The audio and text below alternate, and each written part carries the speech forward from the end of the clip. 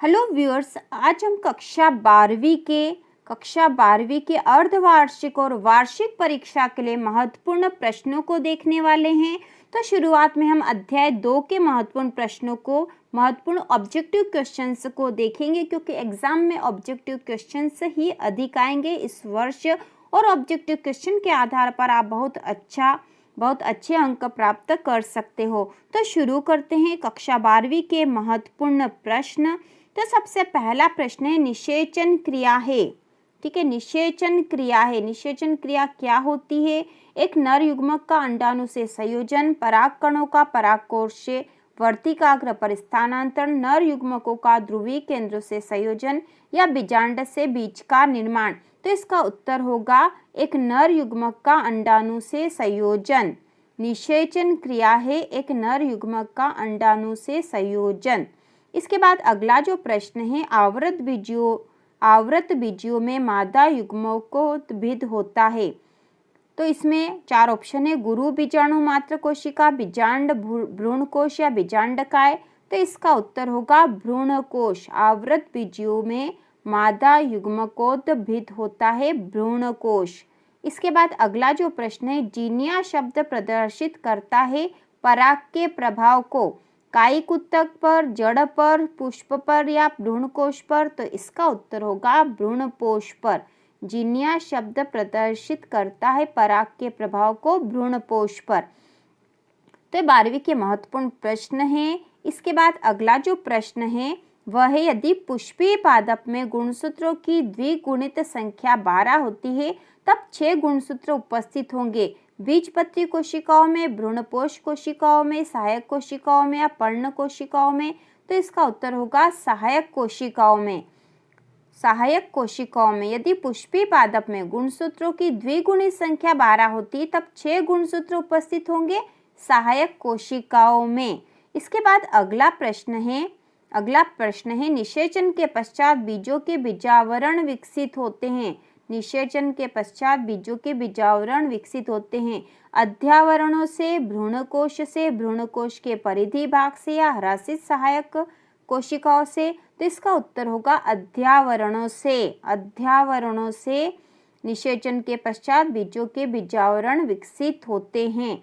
इसके बाद अगला प्रश्न है, पेरिस्पर्म होता है अपभ्रष्ट, द्वितीयक केंद्रक, अपमिश्रण, अनिषेचक फलन या अनिषेचक जनन। तो इसका उत्तर होगा अपमिश्रण। पेरिस्पर्म होता है अपमिश्रण। इसके बाद अगला जो प्रश्न है, जब बीजांडों के बिना निषेचन के अंडाशय से फल विकसित होता है तो इस क्रिया को कहते हैं अनिषेचक बीजाणुद्भव, अपमिश्रण, अनिषेचक फलन या अनिषेचक जनन। तो इसका उत्तर होगा अनिषेचक फलन। अनिषेक फलन। जब बीजांडों के बिना, ठीक है, जब बीजांडों के बिना निषेचन के अंडाशय से फल विकसित होता है, जब बीजांडों के बिना निषेचन के अंडाशय से फल विकसित होता है तो इस क्रिया को कहते हैं अनिषेक फलन। इसके बाद अगला क्वेश्चन है, बिना युग्मक के संयोजन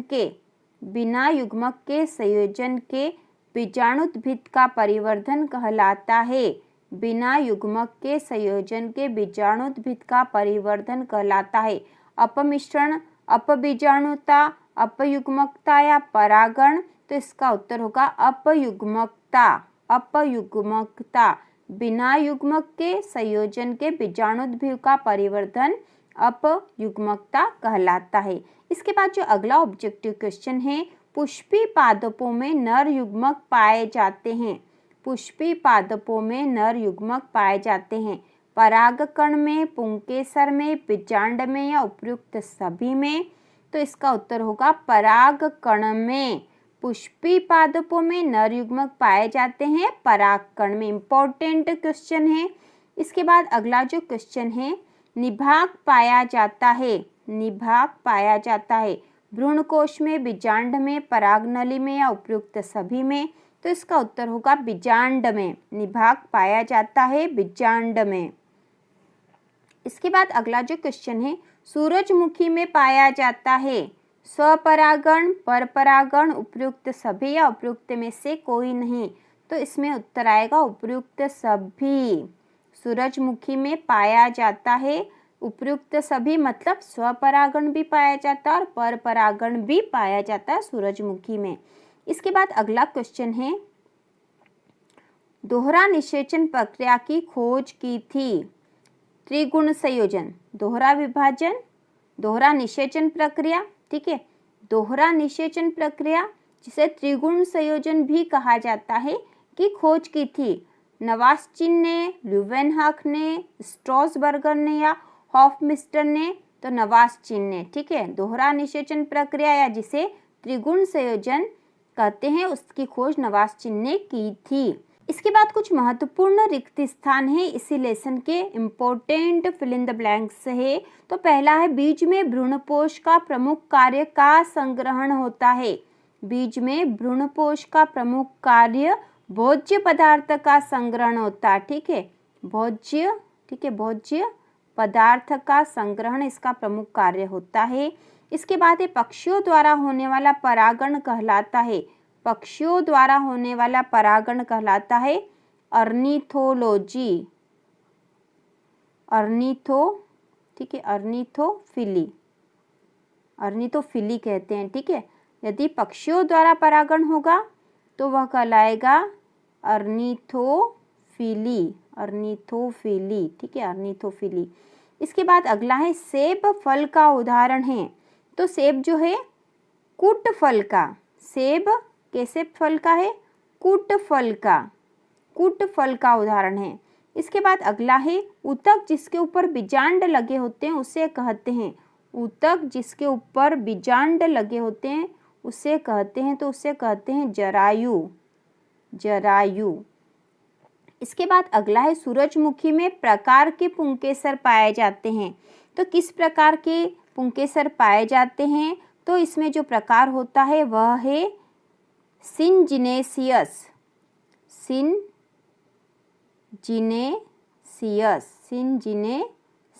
प्रकार के पुंकेसर पाए जाते हैं सूरजमुखी में। इसके बाद जो अगला है, पौधों में से फल का विकास होता है। पौधों में अंडाशय से, किससे फल का विकास होता है, अंडाशय से फल का विकास होता है। इसके बाद अगला जो 7वां है, मक्का में एक बीजपत्र को कहते हैं। तो मक्का में एक बीजपत्र को स्कूटेलम कहते हैं, स्कूटेलम कहते हैं। इसके बाद अगला है, में चतुर्थी पुंकेसर पाए जाते हैं। तो यहाँ आएगा सरसों में चतुर्थी पुंकेसर पाए जाते हैं। इसके बाद अगला है, भ्रूणपोषी बीजों में पतली होती है। तो भ्रूणपोषी बीजों में कोशाभित्ति पतली होती है, ठीक है, कोशाभित्ति पतली होती है। इसके बाद अगला, बीजांड में से बीजांडव्रत जुड़ा होता है। तो बीजांड में नाभिका से बीजांडव्रत जुड़ा होता है, नाभिका से। इसके बाद अगला जो है, आवृत बीजी पौधों में पुंकेसर नर जननांग है, ठीक है, जननांग है। इसके बाद अगला है, टाइफा में परागण पाया जाता है। तो टाइफा में संयुक्त परागण पाया जाता है, इसके बाद अगला, साल्विया में परागण होता है। तो साल्विया में कीट परागण होता है, कीट। इसके बाद अगला है, परागकण की बाह्य भित्ति कहलाती है। तो परागकण की बाह्य भित्ति बाह्य चोल कहलाती है। इसके बाद अगला जो है, बीज रहित फल बनने की क्रिया को अनिषेक जनन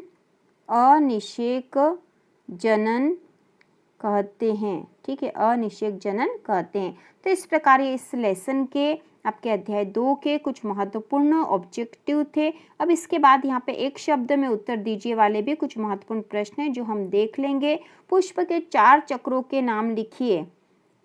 तो पुष्प के जो 4 चक्र हैं उनके नाम हैं बाह्य दल, पुंकेसर, स्त्री केसर, ठीक है, बाह्य दल, पुंकेसर, स्त्री केसर।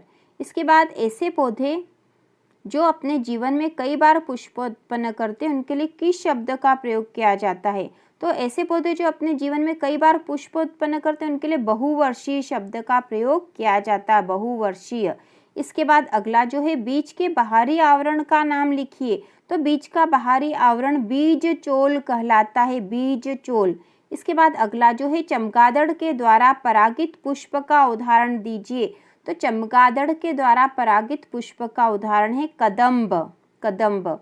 इसके बाद अगला जो है जब बाह्य दल पुंज तथा दल में अंतर नहीं होता तो इसके लिए किस शब्द का प्रयोग किया जाता है? तो इसके लिए दलाभ, दलाभ शब्द का प्रयोग किया जाता है। इसके बाद अगला है चमगादड़ द्वारा संपन्न होने वाले परागण का नाम लिखिए।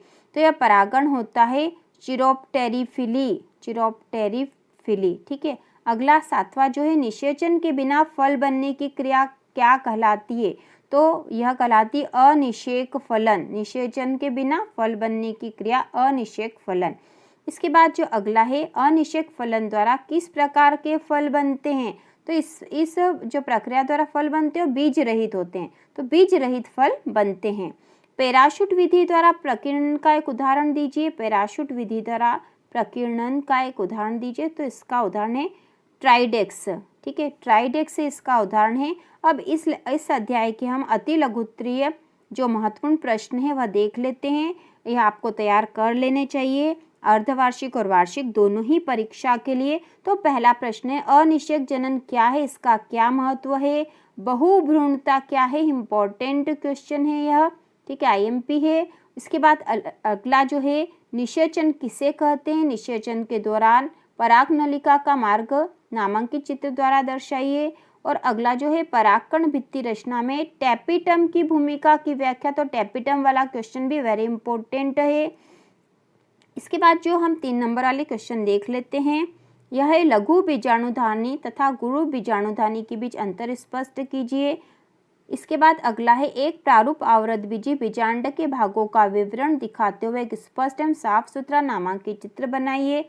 इसके बाद अगला है कि स्पष्ट एवं साफ सुथरे चित्र के द्वारा परिपक्व और मादा युग्मकोद्भिद के 7 कोशीय 8 न्यूक्लिएट प्रकृति की व्याख्या कीजिए। वेरी इंपॉर्टेंट क्वेश्चन है यह, वेरी इंपॉर्टेंट क्वेश्चन एग्जाम में आ सकता है। इसके बाद त्रिसंलयन क्या है यह भी आपको आना चाहिए। यह कहाँ और कैसे संपन्न होता है? त्रिसंलयन में सम्मिलित न्यूक्लियाई का नाम लिखिए, इंपॉर्टेंट है। इसके बाद है विपुंसन से क्या तात्पर्य है? एक पादप प्रजनक कब और क्यों इस तकनीक का प्रयोग करता है? इसके बाद जो अगला महत्वपूर्ण प्रश्न है असंगजनन क्या है, इसका क्या महत्व है? और अगला है माइक्रो प्रोपेगेशन सूक्ष्म प्रवर्धन से आप क्या समझते हैं, यह भी इम्पोर्टेंट है। इसके बाद कुछ दीर्घ उत्तरी प्रश्न अब हम देख लेंगे। निषेचन किसे कहते हैं? निषेचन के दौरान पराग नलिका का मार्ग नामांकित चित्र दर्शाइए। स्वपरागण पर परागण में अंतर, वेरी इंपॉर्टेंट क्वेश्चन है। इसके बाद है नर युग्मक जनन क्या है? पौधों में नर युग्मक जनन क्रिया का वर्णन कीजिए। और अगला जो एक और इम्पॉर्टेंट क्वेश्चन है एक प्रारूपी आवृतबीजी बीजांड के भागों का विवरण दिखाते हुए स्पष्ट एवं साफ सुथरा नामांकित चित्र बनाइए। तो इस अध्याय के कुछ इम्पोर्टेंट क्वेश्चन थे। ठीक है, इस अध्याय के कुछ इम्पोर्टेंट क्वेश्चन थे और आपको ये सारे एक बार पढ़ ही लेना चाहिए जिससे कि आप एग्जाम में अच्छे से लिख पाओ। आपकी अर्धवार्षिक और वार्षिक परीक्षा के लिए सारे ही क्वेश्चन इम्पोर्टेंट है। तो इसी प्रकार अगले अध्याय के भी महत्वपूर्ण प्रश्न बताए जाएंगे। तो इसी प्रकार के और वीडियो देखने के लिए कक्षा 12वीं के महत्वपूर्ण प्रश्नों के लिए और एमपी के प्रतियोगी परीक्षाओं की तैयारी के लिए चैनल को सब्सक्राइब कीजिए।